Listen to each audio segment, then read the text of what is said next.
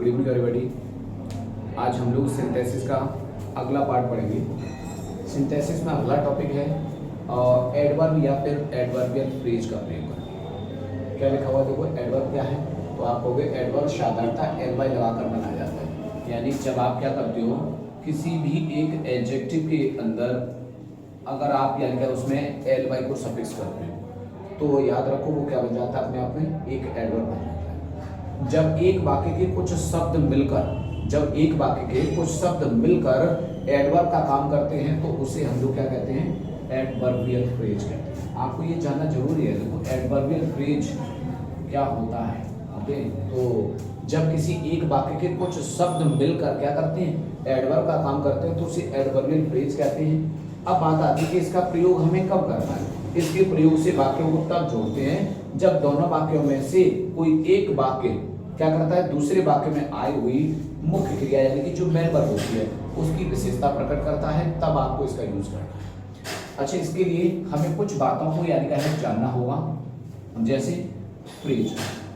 क्या आप लोग समझ पाते हो कि एडवर्बियल फ्रेज क्या है? एडवर्बियल फ्रेज क्या है? अच्छा, पहले आप ये जानो कि फ्रेज क्या है। ओके, उसके बाद आप जान पाओगे कि एडवर्बियल क्या होता है। तो फ्रेज का मतलब क्या है भाई? फ्रेज कहते हैं हम लोग किसको? फ्रेज का मतलब है, फ्रेज एक ग्रुप होता है, ग्रुप ऑफ वर्ड्स, शब्दों का एक समूह। ओके, ग्रुप ऑफ वर्ड्स, तो आप लिखोगे ग्रुप ऑफ वर्ड्स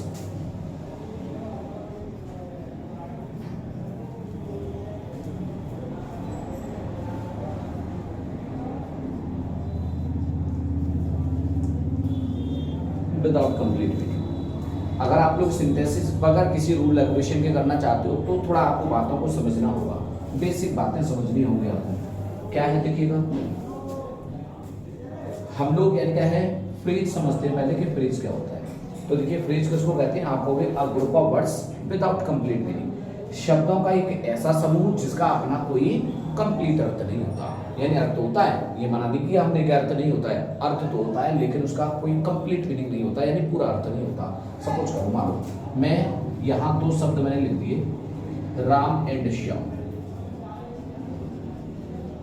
अब देखो राम एंड श्याम आप बोले शब्दों का समूह तो है, शब्दों का समूह तो है। अगर ये शब्दों का समूह है लेकिन क्या इसका अपना पूरा अर्थ है? आपको ये पता चला कि राम और श्याम कोई दो लड़के हैं, लेकिन ये पता नहीं चला कि राम और श्याम कौन है। इसके बारे में आगे इनकी कोई कंप्लीट इंफॉर्मेशन हमारे पास नहीं है। तो आप कहोगे ऐसे शब्दों के शब्द को ही हम लोग क्या कहते हैं, फ्रेज कहते हैं। यानी कि फ्रेज हमेशा याद रखोगे क्या है, शब्दों का एक समूह होता है। अब ये फ्रेज कई टाइप का हो सकता है। कई टाइप का कैसे? आप कहोगे एडवर्बियल फ्रेज हो सकता है, आप कहोगे एडजेक्टिव फ्रेज हो सकता है, आप कहोगे प्रपोजिशनल फ्रेज हो सकता है, पार्टिसिपल फ्रेज हो सकता है, नाउन फ्रेज हो सकता है। बाकी के सब टाइप के यानी कि फ्रेज में भाई फ्रेज के बारे में अगर मैं बात करता हूँ कि एडजेक्टिव क्या होता है। ओके, आप एडजेक्टिव के बारे में सोचो जरा कि एडजेक्टिव क्या है। तो आप कहोगे कोई ऐसा वर्ड, कोई एक ऐसा वर्ड जो क्या करता हो, किसी नाउन प्रोनाउन को डिफाइन करता हो, किसी नाउन प्रोनाउन की यानी क्या है फ्रेज करता हो, उसके बारे में हमें कुछ कहता हो, दैट इज कॉल्ड आप कहोगे एडजेक्टिव। और एडजेक्टिव भी हम उसे तब कहते हैं जब वो अपने आप में क्या हो, एक सिंगल वर्ड हो। सपोज करो मैंने एक सेंटेंस लिखा, he is a good boy. देखो इस सेंटेंस में आप देखोगे तो आप कहोगे he is a good boy, वह एक अच्छा लड़का है। इसका मतलब बॉय अपने आप में एक नाउन है, इस नाउन की विशेषता को मैंने यहाँ पर आपको बताया हुआ है। और विशेषता बताने वाला शब्द, विशेषता बताने वाला शब्द क्या होता है अपने आप में, तो आप कहोगे एडजेक्टिव होता है। ओके, लेकिन ये याद रहे कि एडजेक्टिव अपने आप में कोई एक सिंगल वर्ड होना चाहिए। तो गुड अपने आप में सिंगल वर्ड ही तो है, तो आप इसे क्या कहोगे, अपने आप में क्या हुआ, एक एडजेक्टिव हुआ।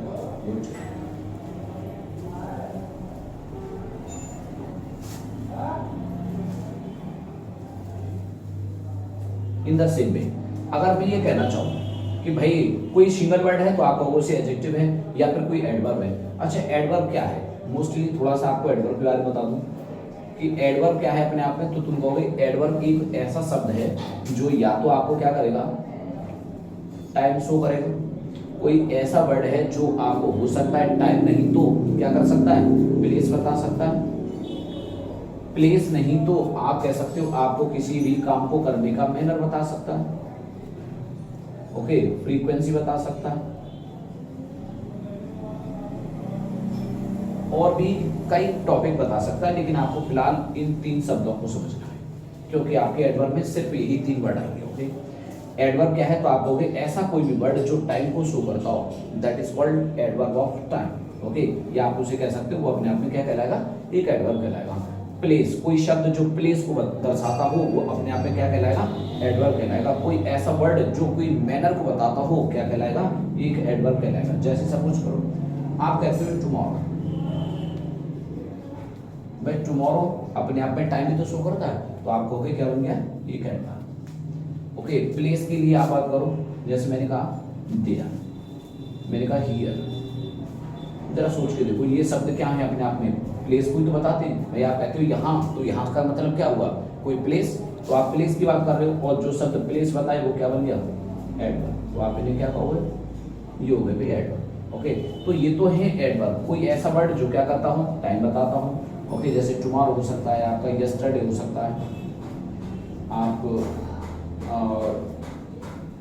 डेली को ले सकते हो, टुडे कह सकते हैं आप, ये सभी शब्द आपको टाइम बताते हैं। जो शब्द टाइम बता रहा है आपको एडवर्ब बन गया, कोई शब्द प्लेस बता रहा है आपको एडवर्ब हो गया, कोई शब्द मैनर बताता हो किसी भी काम को करने का तरीका, जैसे मैं कहूँ ही प्लेस वेल, अच्छा खेलता है, तो खेलने का तरीका ही तो आपको बताया मैंने, वेल, तो वेल अपने आप में आप क्या होगा, क्या होगा, एक एडवर्ब हो। तो ये बस इतनी सी आपको एडवर्ब से रिलेटेड किसी भी बात को जान लेना है, राइट। तो ये है आपका यानी क्या है एडवर्ब। अब हम थोड़ा सा ये समझते हैं कि एडवर्ब से एडवर्बियल फ्रेज कैसे बनाते हैं।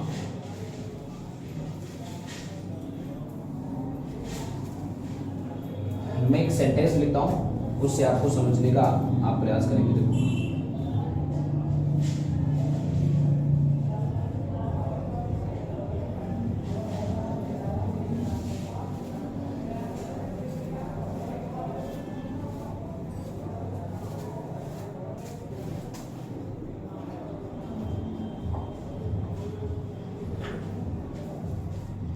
एडवर्ब बनाना आसान नहीं, प्रॉब्लम में नहीं है, मेन चीज है एडवर्ब बनाने के कुछ तौर तरीके समझना। अगर आप रूल रेगुलेशन से बचना चाहते हो किस प्रकार से कर सकते हो, देखो the boy with the red shirt, suppose करो एक ग्रुप है और वहां पर यानी क्या है कुछ बॉयज खड़े हुए हैं, मैंने उनमें से किसी एक बॉयज को, एक लड़के को यानी क्या है उन बॉयज में से मैंने किसी एक को यानी क्या है इंडिकेट करना चाहा, और मैंने बोल दिया भाई ऐसा करो उस लड़के को बुलाओ जो क्या है विद द रेड शर्ट, जो सफेद शर्ट पहने हुआ है। अब आप जरा सोच के देखिए रेड शर्ट, ओके, जो रेड शर्ट यानी लाल शर्ट पहने हुआ है, तो आप क्या कहोगे, इस बॉय को मैंने रेड शर्ट कह करके क्या कर दिया, बाकी बॉय से अलग कर दिया, और अलग करने वाला शब्द क्या होता है, वही तो एडवर्ब होता है, तो आप कहो वही तो एडजेक्टिव होता है, तो आप कहोगे ये क्या बन गया, एक एडजेक्टिव। लेकिन अभी हमने बात की थी क्या, एडजेक्टिव क्या होना चाहिए, सिंगल वर्ड, लेकिन ये कोई सिंगल वर्ड तो है नहीं। अपने आप में देखो 1 2 3 4 यानी कि कई वर्ड हैं जो मिलकर के काम कर रहे हैं, तो कई शब्द मिलकर के जब काम करते हैं तो इसी को आप कहते हैं क्या, एडजेक्टिव। अब आप ये समझोगे देखो एडजेक्टिव क्यों है ये, क्योंकि विद द रेड शर्ट कह करके मैंने इस बॉय को ही तो बाकी के बॉयज के ग्रुप से अलग किया है, इसका मतलब ये विद द रेड शर्ट क्या करता है, बॉय की विशेषता बताता है, इसलिए एडजेक्टिव हो गया। और बॉय क्या है भाई, नाउन ही तो है, और जो शब्द नाउन की विशेषता बताएगा वो क्या बन जाएगा, एक एडजेक्टिव। लेकिन एडजेक्टिव तो मैं से तब कहता जब ये सिंगल वर्ड होता, लेकिन ये सिंगल तो है नहीं, इसके साथ में तो कई वर्ड है, देखो कई वर्ड है, इसीलिए क्या बन गया फ्रेज, क्योंकि फ्रेज क्या होती है, शब्दों का ग्रुप, तो शब्दों का ग्रुप है, इसलिए क्या बन गया ये अपने आप में आप लोग एडजेक्टिव फ्रेज हुआ। इन द सेम वे अच्छा आपको पढ़ना क्या है, एडवर्बियल फ्रेज। एडवर्बियल फ्रेज में क्या होता है, देखो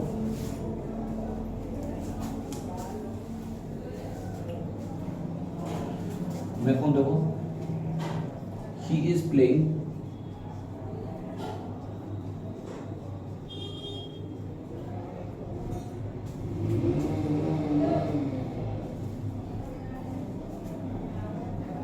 he is playing cricket in the field, okay. आपको एक बात को समझना है, देखो he is playing, वह खेल रहा है, क्रिकेट खेल रहा है, अच्छा कहाँ पे खेल रहा है, वेयर, ओके। तो ये वेयर का आंसर हुआ, इन द फील्ड कहाँ पे खेल रहा है, तो ये प्लेस ही तो है। अच्छा जो शब्द अपने आप में प्लेस है, प्लेस को ही तो हम लोग क्या कहते हैं, एडवर्ब।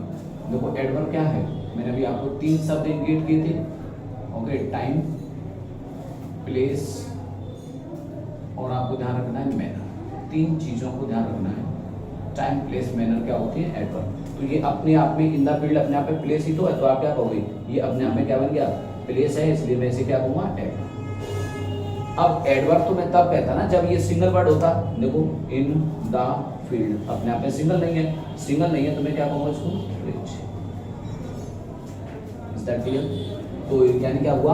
आप समझ सकते हैं कि फ्रेज क्या है? शब्दों का एक ऐसा समूह जिसका अपने आप में कोई कंप्लीट अर्थ नहीं होता है, that is called phrase. Okay, अब जो शब्द एडवर्ब का काम करते हैं लेकिन सिंगल वर्ड नहीं है, कई शब्द हैं, तो आप क्या कहोगे? उसको एडवर्बियल फ्रेज कहोगे। तो ये बात थोड़ा सा आपको जाननी थी। अब हम किसी भी प्रकार का कोई सेंटेंस क्या है बना सकते हैं। जैसे देखो हमारे पास एक सेंटेंस लिखा हुआ है, क्या? He went to school, he was punctual. करना क्या है? देखो ही वेंट टू स्कूल, इस सेंटेंस को तो आप लिख लो, ही वेंट टू स्कूल। देखो अब एक चीज ध्यान दो, अब तक हम जो पढ़ते आ रहे हैं वही तरीका आज भी यूज करेंगे आप, और पूरे सिंथेसिस में। देखो हमने कहा था रिपीटेशन का विशेष ध्यान रखें।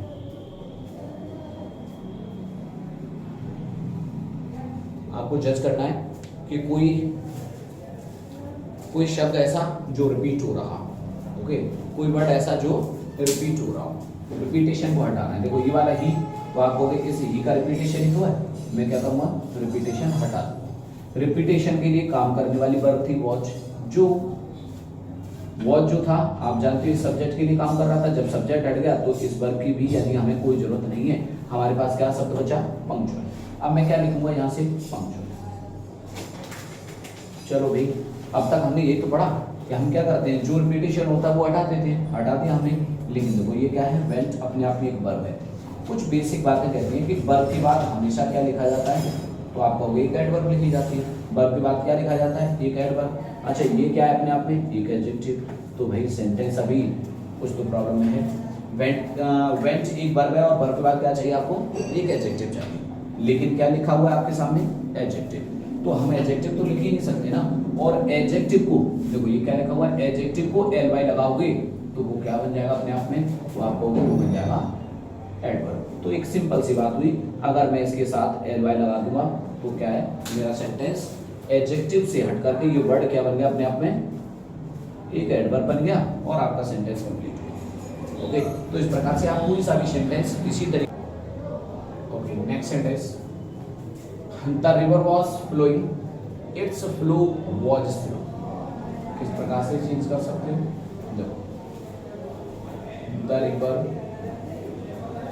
Was flowing. अच्छा जरा सोचो, देखो इट्स फ्लो, अब आप समझ सकते हैं कि इट्स मैंने किसको कहा है? रिवर के लिए तो कहा है, और फ्लो इस फ्लोइंग का क्या है? रिपीटेशन है, इसीलिए आप क्या करोगे? ये हट गया। जब ये रिपीटेशन हट गया यानी कि ये सब्जेक्ट ही तो था इस जगह पर, जब ये सब्जेक्ट हट गया तो सब्जेक्ट के लिए काम करने वाली वर्ब भी हट गई, बचा क्या आपके पास? स्लो। लेकिन आप जानते हैं स्लो शब्द अपने आप में एक एडजेक्टिव है और फ्लोइंग एक वर्ब है। आप जानते हैं वर्ब के बाद क्या लिखा जाता है? तो आप कहोगे वर्ब के बाद भाई एडवर्ब ही तो लिखा जाता है, तो वर्ब के बाद आपको एडवर्ब चाहिए। किसी भी एडजेक्टिव को एडवर्ब कैसे बनाया जा सकता है? तो तुम कहोगे सिर्फ कुछ नहीं करना, ly लगा दो, एडजेक्टिव एडवर्ब बन जाएगा। नेक्स्ट सेंटेंस, ही वेस्टेड हिज मनी, उसने अपना पैसा क्या है? बर्बाद कर दिया। ही वॉज फुलिश, वो ऐसा करने में क्या था? मूर्ख था। तो आप क्या कहोगे? ही वेस्टेड हिज मनी। अब देखो ये ही क्या है? इस ही का रिपीटेशन है। रिपीटेशन क्या करते हैं? हम हटा देते हैं। ये वॉज इस सब्जेक्ट के लिए काम करने वाली वर्ब थी, ये भी हटा दी हमने। क्या बचा भाई? फुलिश। और आप समझते हो कि फुलिश एक एडजेक्टिव है। अब आप बताओ एडजेक्टिव को एडवर्ब कैसे बनाया जा सकता है? तो आप कहोगे कुछ नहीं करना, सिर्फ ly लगा दो। That clear? वेरी सिंपल, आप बड़ी आसानी से कर सकते हो। Next sentence, he did his work, उसने अपना काम किया।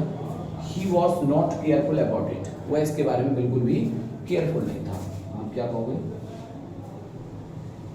He did his work. अब देखो, अच्छा केयरफुल अपने आप में आप कहोगे एक पॉजिटिव वर्ड है, लेकिन इसके आगे एक नेगेटिव वर्ड भी लिखा हुआ है, तो इन दोनों को इसका मतलब नॉट केयरफुल हो गया। नॉट केयरफुल का मतलब वो केयरफुल नहीं है, नहीं है तो केयरफुल को मैं क्या लिख सकता हूँ, केयरलेस लिख सकता हूँ। नहीं भाई, मैंने नॉट को हटा दिया, मैंने लेस जोड़ लिया, बात एक ही हुई। अब क्या करोगे आप, इसमें क्या लगा दोगे, तो he did his work carelessly. देखो मैंने क्या किया है, ये देखो ही क्या है, इस ही का रिपीटेशन है, ये हट गया, ये इसकी वर्ब है, ये हट गई। इस नोट को मैंने क्या लिख लिया है, लेस लिख लिया, तो ये नॉट भी हट गया। केयरफुल देखो ये तो लिखा ही है, ओके।